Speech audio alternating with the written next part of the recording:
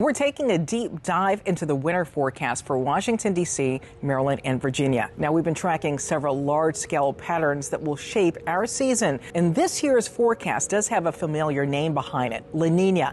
And that's where we start. Eileen's got a closer look at what that means for us. So La Nina, that's basically the backbone of our winter weather outlook. And that's when cooler Pacific waters influence the track of the jet stream and influence storm tracks. So south and then in the mid-Atlantic, we get these big variations and big swings between the cold and the warm, and that can definitely affect our winter weather and snow. But there are also other big climate factors, and Brian's got more on that.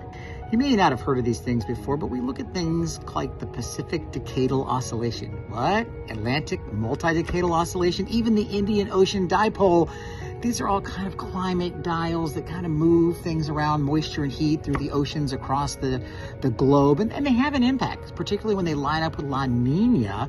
They can help reinforce its impacts around here locally, potentially bringing us colder air, helping storms track a little bit closer to the coast. So they all kind of come into play. And just one of the factors, numerous factors that we look at when trying to figure out how everything comes together to give you that winter outlook. Exactly, Brian. One of the more subtle but powerful players in the winter setup is Siberian snow cover. And when there's more snow across Eurasia in October, November, it can actually help drive colder air southward into North America later in the season. That influences the jet stream, which is the ribbon of fast-moving air that steers those storms, and more snowpack there can mean more blocking, and that can spell sharper cold outbreaks for us.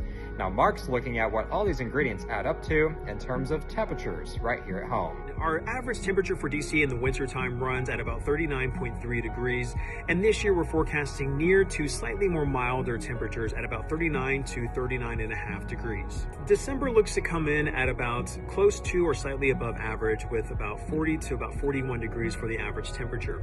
January is our coldest month of the year, and we'll actually be pretty close to average this year at about 36 to 37 degrees.